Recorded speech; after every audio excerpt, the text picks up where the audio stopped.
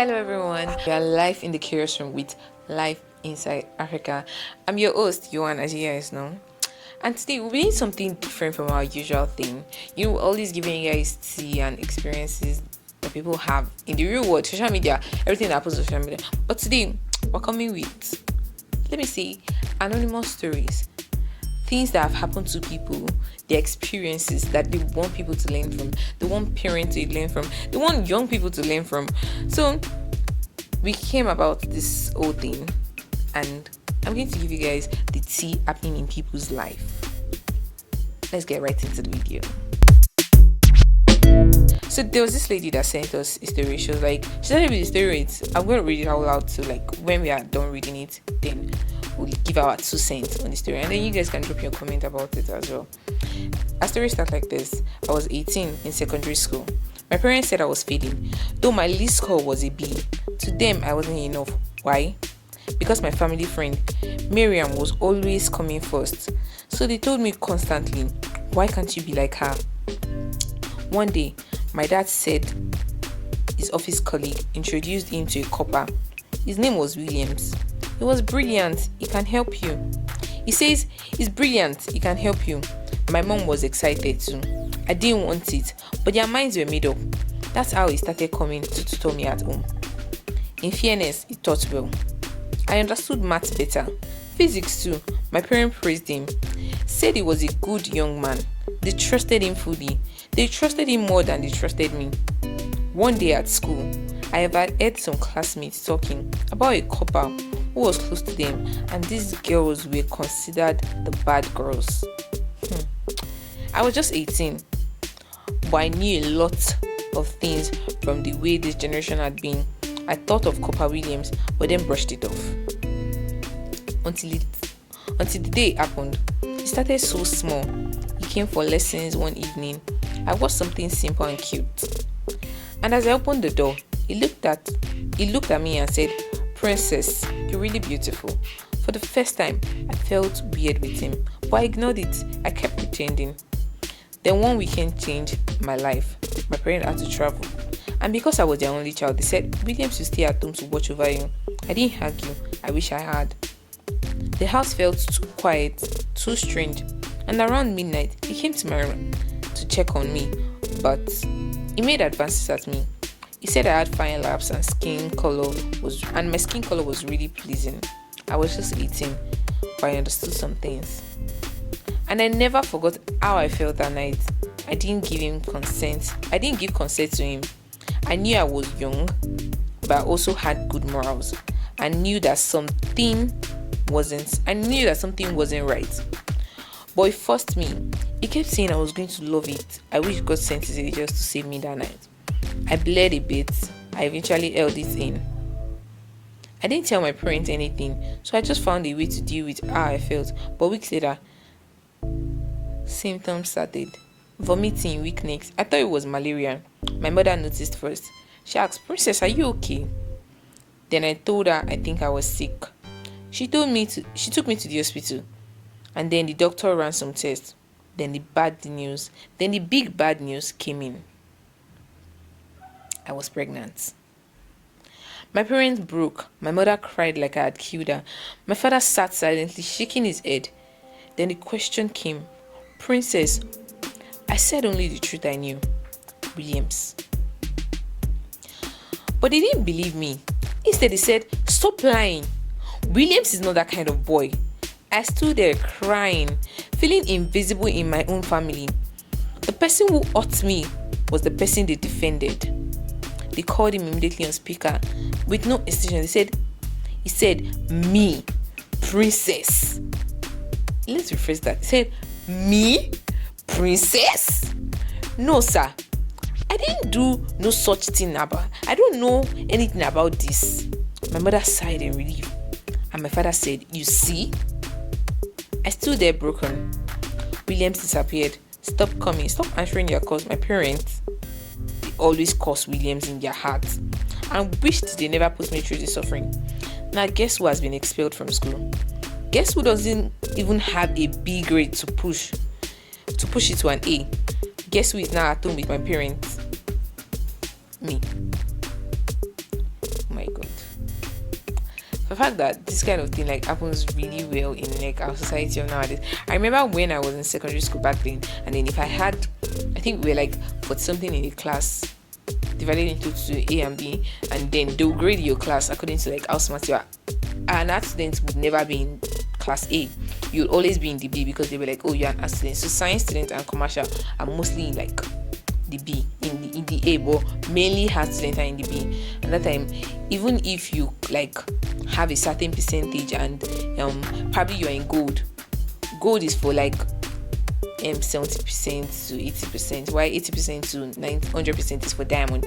So if you're in gold that time, my big mom will be like, oh, the people that have diamond, do they have 2 8s? Are they this? Are they that? And yeah, when I was in junior secondary school, I remember changing my report card because of the fear that when I get home, they're gonna whoop my ass so bad. And it was third time holiday. I knew I was going to get into big mess.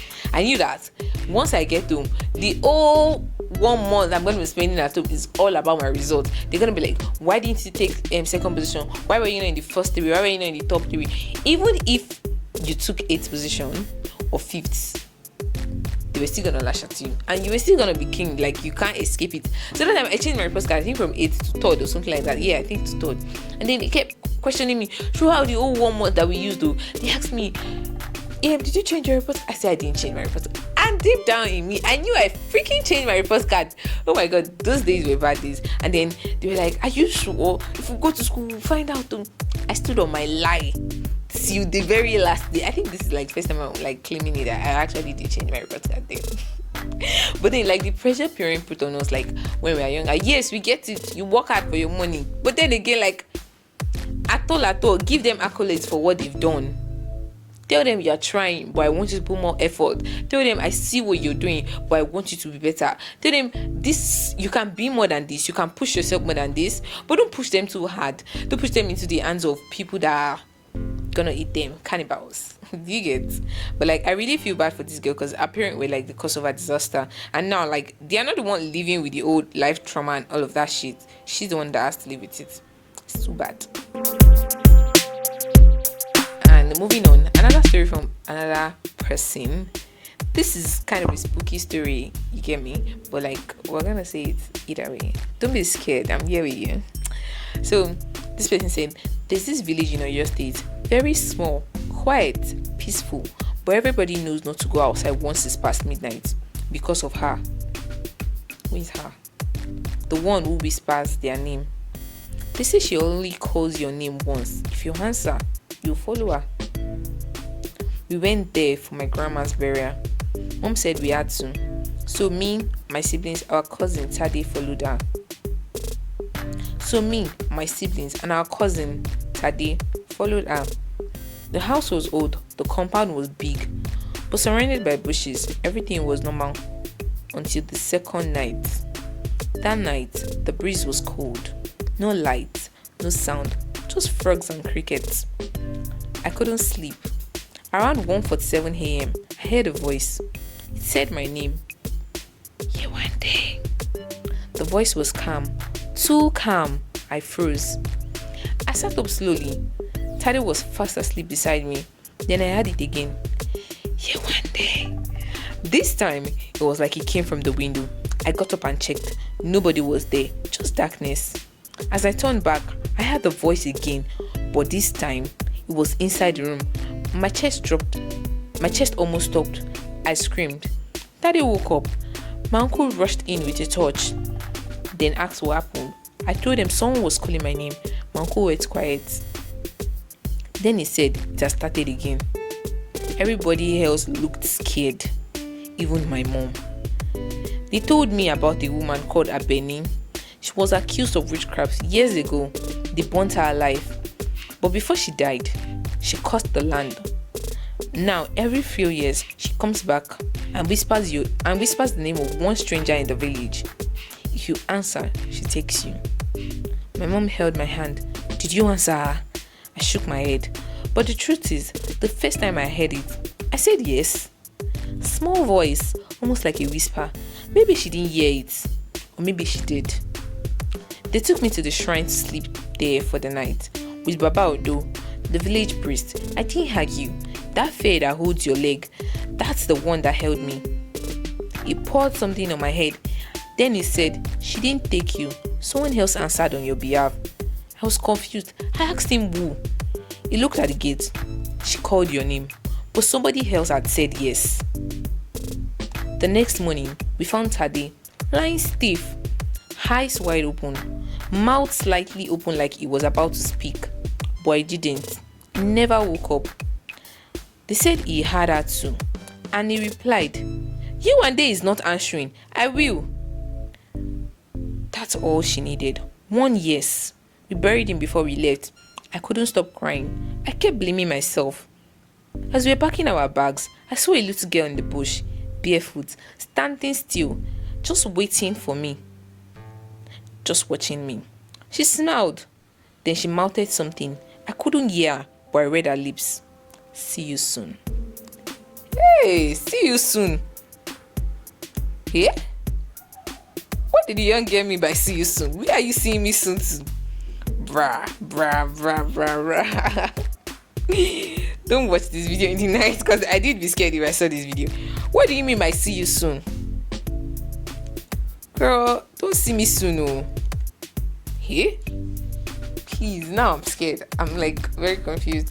Like, do these things really happen in life? Like this, I go to the village, this is witchcraft, this blah blah blah blah blah thing. Like, do they really happen? Like, if I go to a village now, something like this might I wish this user dropped the name of the village. Like, at least, like, my inquisitive side wants to like find out. I really want to know what village is this. Probably if I get my name, like, would I say yes? And if I go, let me see what the woman's world is like. Do you get? Maybe God can bring me back. Just the journalist side of me wants to know, like, find out things. Like, let me know. Get. Let's move on to this next story. This user says, let me read what she wrote. Like, there was this boy in my school. I had a big crush on him. He doesn't talk to anyone at all. Fala was just calm. He wore his shirt too neatly, always carried a small black bag, and smiled so effortlessly. I used to watch him during classes. The way he did nod when he understood a point. The way he beat his pen when he was thinking. I knew I didn't have the liver to talk to him, so I admired him from afar. My friends started noticing. Stella, this your eye go soon enter poto. Talk to him now. Talk, me that my heart does press up when he walks past. I beg him. They begged and begged. I said, okay, let's write him a letter. It was my idea, but I still denied it while writing. Dear Fola, you probably don't know me, but I know you. In a good way. You seem really cool. I did love to hang out sometimes.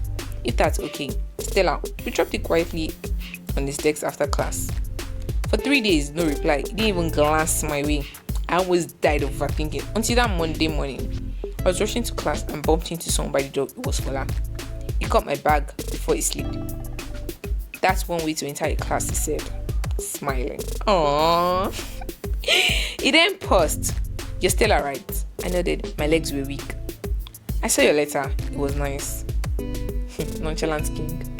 Then he added, you're pretty too. Before I could reply, he said, let's walk after class. I did like to know you too. As in, my crush that I've been studying like exam now wants to know me too. Who am I? That walk after class was everything. He helped me carry my bag. He kept asking me, are you okay? Do you need water? You look tired a bit. Me that wasn't tired though. I was just blushing like an extension wire. He asked what kind of music I like. He asked what kind of music I liked. I said, oh, Adekunle Gold. He said, my Oriente, let me sing this song for you. Instead of mean Oriente, I joined him. We're off key together, but it was perfect. It was so easy to talk to, like I did known him forever. When we got to my hostel, he said, call me when you get settled. I did. That night, we talked till 2 a.m. From school days to family to our dreams, I didn't want to drop the phone. Even when we were quiet, it felt warm. After that day, we became inseparable. We weren't always reading Sha. Sometimes we just sat, talked, shared snacks, and stared into nothing. And no, we didn't kiss. Not yet. One day during midnight class, he said, "There's something I want to tell you. I want to tell you soon. It's important to me." I asked what it was. He said, "Not now, but I need you to be ready when I say it." I couldn't sleep that night. My mind was dancing. He became so protective, always walking me to my hostel. If I missed class, he did ask, "Are you okay?" If I looked worried, he did say, "You don't have to tell me yet. Just know I'm here." My heart was being caressed. One rainy evening, we were walking back from my class under the same umbrella. He looked at me and said, "You know what I love about you? You know what I love about you?" I said, "What?" He said, "You make love not feel like a chore." Oh, my eyes nearly melted. Later that night, he texted, "I'm ready to tell you." I was pacing my room. I thought he was going to tell me something like he has a girl, my chest was beating. He called. His voice was calm. He said, "Stella, I've not felt this way with anyone before." Now lie, men they lie. "I don't want to rush this, but I think I'm in love with you, and I don't want to say it and I don't want to rush this, but I think I'm in love with you, and I want to say it as fast as possible." I didn't even know when I said, "I feel the same way." Then his voice became really soft. He said, "Thank you, Rente." Like my confession meant the world to him. Then he said, "So, should we plan our next night class?" I said, "Yes, please. Because now the reading was going to be sweeter." We didn't start dating immediately. That's so cute. We were still talking, taking it slow, still laughing, still walking, still singing. I want to tell my friends the update first. My birthday is in a few days, and he wants us to go for a mini vacation. I'm so happy for you, girl. This is love. I love love so much. Oh my god. The fact that you guys took it so slow, even after you guys got to know each other, you guys still process the oh my god, this is so cute. You don't find this love again in this age and time. Do you get? This kind of love now, you don't see it again. This kind of love is the love that our parents had. The kind of love that comes slow and steady. The kind of love that treats you like you're a seasonal fruit. The kind of love that says, you barely see this kind. Oh my god. These days, the kind of love that just comes around is the, "Oh, I like you too." And then you don't know when you're in a relationship or a situationship. You're just there. You guys are just doing your thing. You see, after you told you he was in love, you guys still think, I'm happy for you. I'm happy you have this kind of love. You can drop this kind of love at your window. Nobody's gonna steal it. I'll come to your window to take it. Because this is sweet. This will make me cry. If I experience this, everybody would in Jesus' name. Because I want to experience something like this. So you guys, I've dropped 3 stories today. If you want something like this, you want your story to be broadcast, you want to see your stories, just hit me up at lifeinsideafrica@gmail.com, and we'll see your stories and we'll help you tell the world. Whether you want to teach the world this lesson from your story, you just want us to let the whole world know what you're going through, and you can't tell your friends, your family, or anyone, don't worry. We'll give you our 2 cents here.